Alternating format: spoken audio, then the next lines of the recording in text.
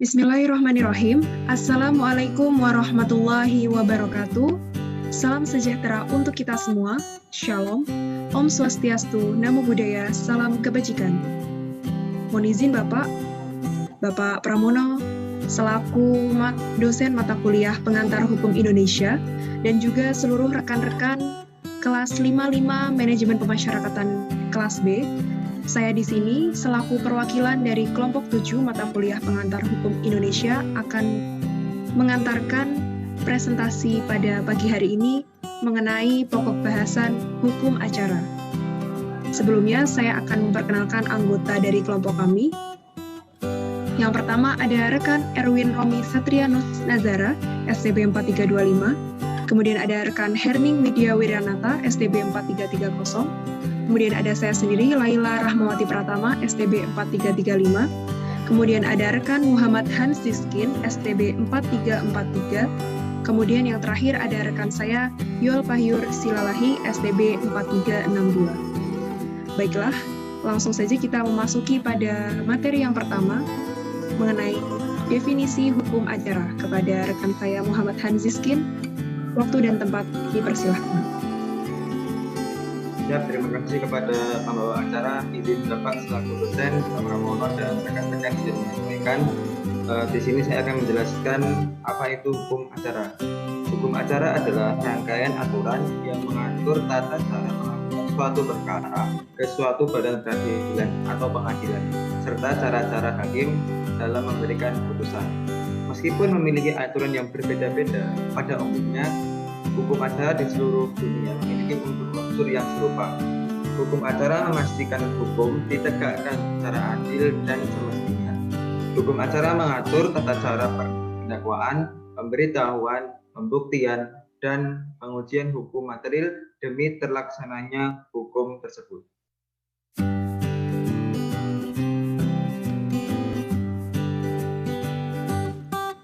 Fungsi hukum acara sendiri adalah secara umum, hukum acara berfungsi dalam penanganan sebuah perkara untuk mengatur tahapan-tahapan persidangan dalam pemeriksaan perkara. Berikut hukum acara di Indonesia. Hukum acara pidana diatur oleh Kitab Hukum Acara Pidana. Yang kedua ada hukum acara perdata yang diatur oleh Kitab Undang-Undang Hukum Perdata. Yang ketiga hukum acara peradilan agama yang diatur oleh Undang-Undang Peradilan Agama. Yang keempat hukum acara peradilan tata usaha negara yang diatur oleh Undang-Undang Peradilan Tata Usaha Negara. Dan yang terakhir ada hukum acara Mahkamah Konstitusi yang diatur oleh Undang-Undang Mahkamah Konstitusi.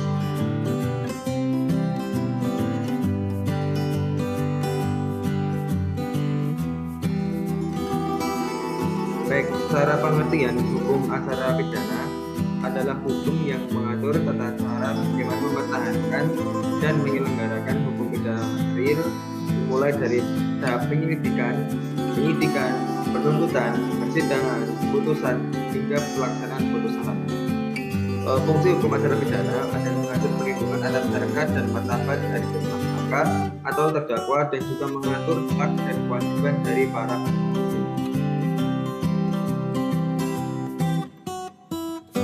Berikut adalah asas-asas hukum acara pidana. Yang pertama adalah asas peradilan cepat, sederhana, dan periodikan, diatur dalam pasal 2 ayat 4 Undang-Undang Nomor 48 Tahun 2009 tentang kekuasaan kehakiman. Yang kedua adalah asas praduga tidak bersalah. Maksudnya adalah setiap orang yang diajukan di persidangan wajib dianggap tidak bersalah sampai adanya putusan pengadilan yang menyatakan kesalahannya dan memiliki kekuatan hukum tetap. Diatur dalam pasal 8 ayat 1 Undang-Undang Nomor 48 Tahun 2009 tentang kekuasaan kehakiman.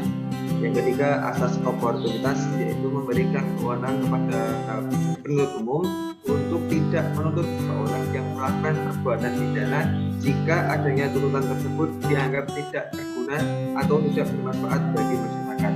Hal ini diatur dalam pasal 35C UU Nomor 16 Tahun 2004 tentang Kejaksaan Republik Indonesia.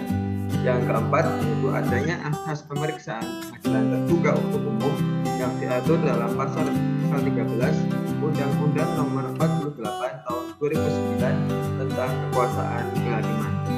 Yang terakhir, asas persamaan muka hukum yang diatur dalam pasal 4 ayat 1 Undang-Undang Nomor 48 Tahun 2009 tentang kekuasaan kehakiman.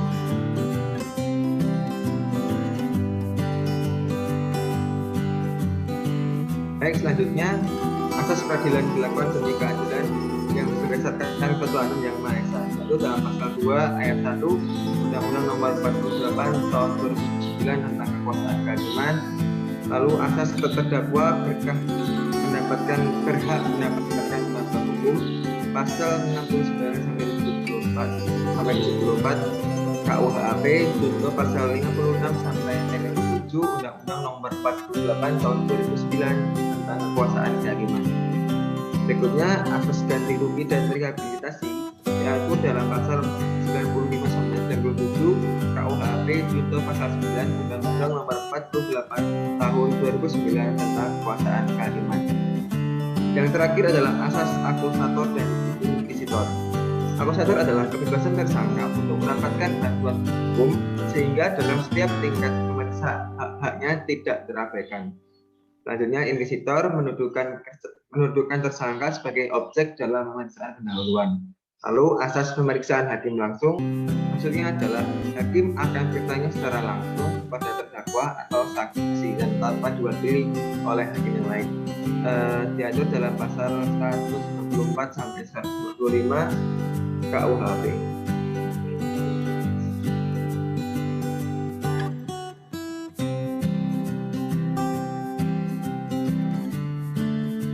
Baik, untuk selanjutnya adalah acara perdata. Sebelumnya izin moderator untuk melanjutkan materi dan menjelaskan pengertian dari hukum acara perdata. Secara umum, hukum acara perdata adalah peraturan hukum yang mengatur bagaimana caranya ditaatinya hukum perdata material dengan perantara hakim. Hukum perdata material dapat dikatakan Burgerlijk Wetboek yang telah kita ketahui bersama, yang telah mengatur kehidupan perdata ataupun hak pribadi kita di kehidupan sehari-hari.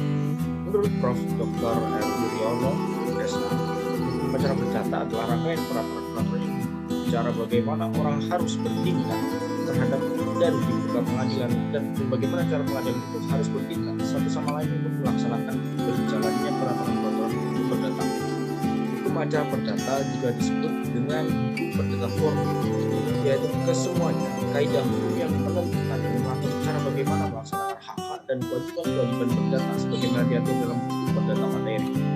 Hukum perdata materi yang hendak ditegakkan atau dipertahankan dengan hukum perdata formil ialah peraturan hukum yang tertulis dalam bentuk peraturan undang-undangan seperti Burgerlijk Wetboek, Wetboek atau WPK, Undang-Undang Perkawinan Nomor 1 Tahun 4 dan sebagainya. Peraturan yang tidak tertulis yaitu hukum adat atau kebiasaan-kebiasaan yang hidup dan berkembang di masyarakat. Selanjutnya, fungsi daripada acara perdata ini sendiri adalah mempertahankan dan melaksanakan hukum perdata material. Artinya, hukum perdata material itu dipertahankan alat penegak hukum yang dimiliki oleh negara berdasarkan hukum acara perdata yang telah mengaturnya itu sendiri. Tujuannya adalah untuk merealisasikan pelaksanaan perdata material dan juga melaksanakan sumber-sumber hukum acara perdata itu sendiri.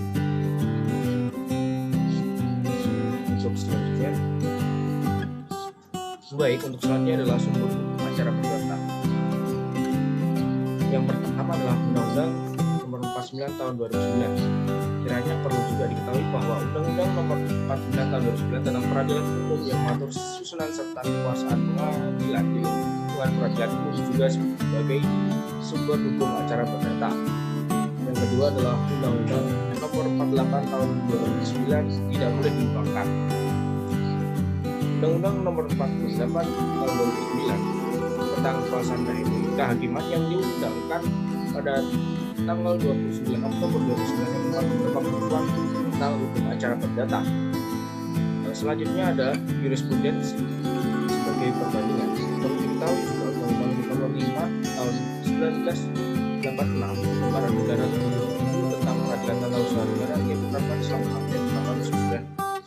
pembahasannya. Untuk yang kemudian adalah Undang-Undang Nomor 3 Tahun 2009 tentang perubahan kedua Undang-Undang Nomor 14 Tahun 1985 tentang Mahkamah Agung.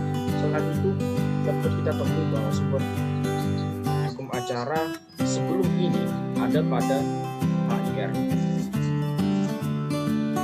Selanjutnya ada perjanjian internasional. Di dalamnya terdapat kesepakatan mengadakan kerjasama dalam menyampaikan dokumen pengadilan dan memperoleh bukti dalam hal perkara-perkara hukum perdata dan dagang. Selain itu ada adat kebiasaan hakim dalam memeriksa. Wiryono Projogoro berpendapat bahwa adat kebiasaan yang dilakukan oleh para hakim dalam melakukan pemeriksaan perkara perdata juga sebagai sumber dari hukum acara perdata. Itulah kata pendapat ahli. Dan juga ada doktrin. Doktrin merupakan sumber acara perdata dan juga atau sumber tempat hakim dapat menggali hukum acara perdata. Akan tetapi doktrin itu sendiri bukanlah hukum. Kewibawaan ilmu pengetahuan karena didukung oleh para pengikutnya serta sifat objektif dari ilmu pengetahuan itu menyebabkan hakim bernilai objektif juga. Untuk selanjutnya adalah instruksi dan surat edaran Mahkamah Agung atau SEMA yang telah kita kenal dan beredar di masyarakat. Instruksi dan SEMA sepanjang mengatur hukum acara perdata undang-undang. Akan tetapi instruksi dan surat edaran Mahkamah Agung merupakan sumber tempat hakim yang dapat menggali hukum acara perdata ataupun hukum perdata material.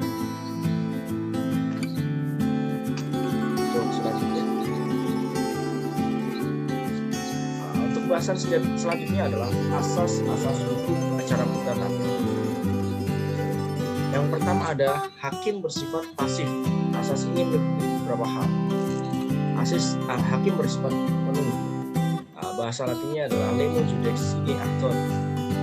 Ini inisiatif untuk mengajukan perkara ada pada pihak-pihak yang berkepentingan, bukan pada hakim. Selanjutnya, kemungkinan mengakhiri proses perkara yang sudah berjalan adalah hak bebas dari para pihak. Juga, hakim tidak berwenang menghalangi kendati pun sudah mulai diperiksa. Hakim mengadili seluruh gugatan. Hakim dilarang menjatuhkan keputusan terhadap sesuatu yang tidak dituntut atau mengabulkan lebih dari yang dituntut. Hakim wajib memutus semua tuntutan. Yang kedua ada beracara perdata dengan biaya pada asasnya. Beracara perdata dikenakan biaya yaitu panitera, pemanggilan, pemberitahuan dan bermaterai. Bagi orang yang tidak punya dapat mengajukan perkara ke pengadilan dengan cara cuma-cuma atau dapat kita sebut dengan perkara prodeo. Untuk selanjutnya, yang ketiga ada peradilan diselenggarakan dengan sederhana, cepat dan biaya ringan. Ini merupakan asas persidangan yang telah sering kita temui di beberapa hukum acara di Indonesia. Yang selanjutnya tidak ada keharusan untuk mewakilkan para pihak yang berperkara. Boleh mewakilkan kepada kuasa, juga tanpa mewakilkan pun juga boleh. Asas ini menyatakan seperti itu. Untuk yang selanjutnya, ada putusan harus disertai alasan-alasan. Putusan dari hakim ini yang kurang atau tidak lengkap dengan alasan atau pertimbangan yang disebut dengan consulto motivum merupakan alasan untuk pemohon banding atau kasasi terhadap putusan itu supaya ditertawakan para penggugat memiliki hak untuk mengajukan banding. Kalau putusan dianggap kurang mengandung alasan-alasan. Untuk selanjutnya, baik, terima kasih Saudara Emisri. Izin dosen dan rekan-rekan, izin melanjutkan penjelasan materi. Hukum acara tata usaha. Definisinya, hukum acara peradilan tata usaha negara adalah serangkaian peraturan perundang-undangan yang mengatur bagaimana pencarian keadilan berbuat di pengadilan dan bagaimana pengadilan bertindak dalam rangka menyelesaikan sengketa tata usaha negara. Singkatnya, dalam mencari keadilan di pengadilan tata usaha negara, terdapat tata cara yang diatur sesuai dengan peraturan perundang-undangan. Fungsinya melakukan pembinaan pejabat struktural dan fungsional serta pegawai lainnya, baik yang menyangkut administrasi, teknis, yudisial, maupun administrasi umum. Kemudian, melakukan pengawasan dan pelaksanaan tugas dan tingkah laku hakim dan pegawai lainnya. Yang ketiga, menyelenggarakan sebagian kekuasaan negara di bidang kehakiman. Selanjutnya, asas hukum acara usaha. Yang pertama, asas praduga keabsahan atau rematik Venoden van Remedieke atau Presomptie Institutie Clause. Asas ini mengandung makna bahwa setiap tindakan penguasa selalu harus dianggap sah pragmatik sampai ada pembatalannya. Berdasarkan asas ini, gugatan tidak menunda pelaksanaan KPU yang digugat sebagai diatur dalam pasal 67 ayat 1 Undang-Undang Nomor 5 Tahun 1946. Yang kedua, asas pembuktian bebas terbatas hakim yang menetapkan beban pembuktian dalam rangka pembuktian bebas yang terbatas. Hal ini berbeda dengan ketentuan pasal 1865 BW alias ini dianut pasal 107 Buku Nomor 5 Tahun 1968. Hanya saja masih dibatasi ketentuan pasal 100. Azas pembuktian bebas yang terbatas memberikan kewenangan kepada hakim untuk membuktikan pihak dalam sengketa yang dibebani kewajibannya mengajukan bukti-bukti guna menunjukkan kebenaran material dalam persidangan peradilan tata usaha negara. Kemudian yang ketiga, azas keaktifan hakim, dominis legis. Keaktifan hakim dimaksud menyeimbangkan kedudukan para pihak karena tergugat dan pejabat usaha negara, sedangkan tergugat adalah orang atau badan pendatang. Penerapan azas ini antara lain terdapat pada pasal 5863 ayat 1, 2, 80 dan 85 Undang-Undang Nomor 5 Tahun 1986. Yang keempat, azas putusan pengadilan mempunyai kekuatan mengikat, erga omnes. Sengketa tata usaha negara adalah sengketa hukum. Putusan pengadilan tata usaha negara berlaku bagi siapa saja, tidak hanya bagi para pihak yang bersengketa. Sehubungan dengan makna azas erga omnes tersebut, kiranya ketentuan pasal 83 Buku Nomor 5 Tahun 1968 tentang intervensi bertentangan dengan azas erga omnes. Terima kasih.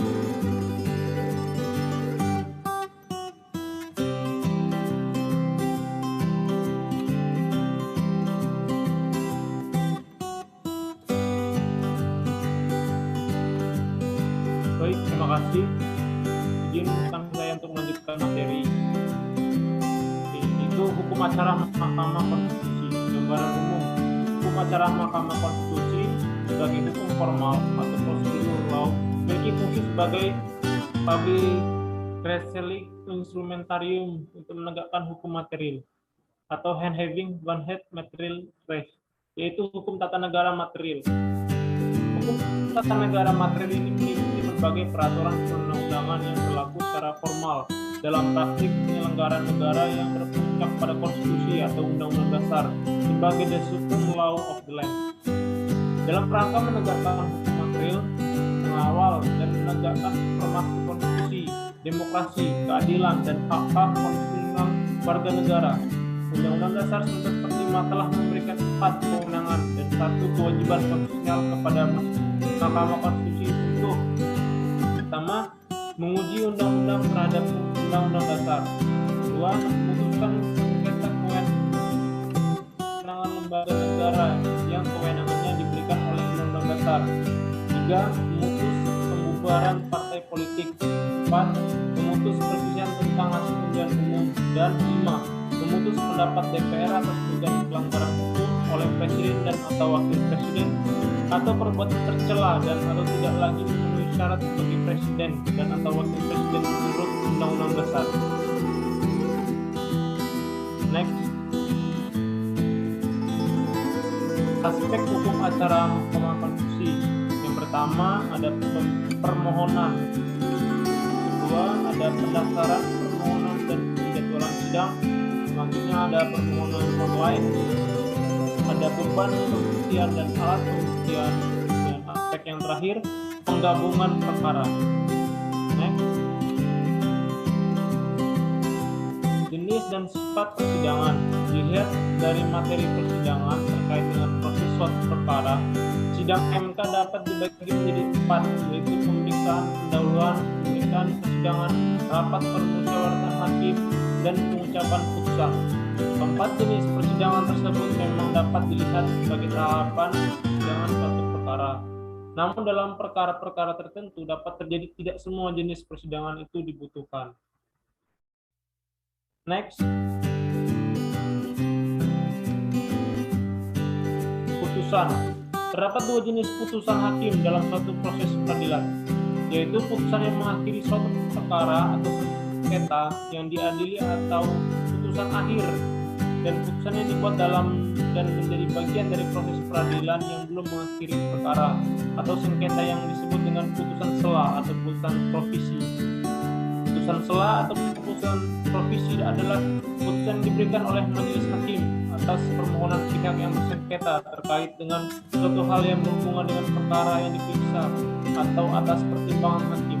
Putusan sela dapat berupa permintaan untuk melakukan atau tidak melakukan sesuatu terkait dengan status hukum tertentu sebelum putusan akhir dijatuhkan.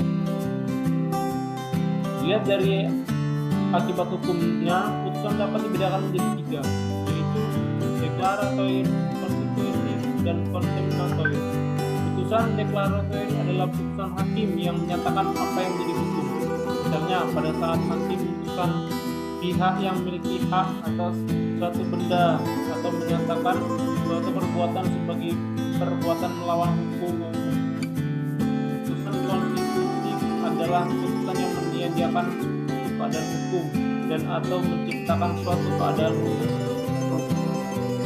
Sedangkan putusan kondemnatoir adalah putusan yang berisi penghukuman tergugat atau termohon melakukan suatu prestasi. Misalnya putusan yang menghukum tergugat membayar sejumlah uang ganti rugi. Secara umum, putusan MK bersifat deklaratoir dan konstitutif. Putusan MK berisi pernyataan apa yang menjadi hukumnya dan sekaligus dapat menyediakan keadaan hukum dan menciptakan keadaan hukum baru. Baik, saya kembalikan kepada moderator. Baik, terima kasih saya ucapkan kepada rekan-rekan saya dari kelompok 7 yang telah memaparkan materi mengenai hukum acara dengan baik. Semoga apa yang sedikit bisa kami sampaikan bisa menambah wawasan ilmu kita dan juga menjadi bahan pembelajaran bagi di kehidupan kita yang mendatang. Baiklah rekan-rekan sekalian, mungkin materi hukum acara yang bisa kami sampaikan cukup sekian. Mungkin bisa disambung dengan sesi tanya jawab yang akan dilaksanakan setelah sesi ini. Baik untuk rekan-rekan yang ingin bertanya, nanti bisa dipersilahkan untuk bertanya melalui kolom chat di Google Classroom yang telah disediakan. Mungkin itu saja dari kami yang bisa disampaikan. Saya mewakili rekan-rekan kelompok 7. Mohon maaf apabila ada kekurangan dalam penyampaian materi ataupun tutur kata dalam penyampaian presentasi pada pagi hari ini. Cukup sekian dari saya. Wabillahi taufiq wal hidayah. Wassalamualaikum warahmatullahi wabarakatuh. Om Santi Santi Om.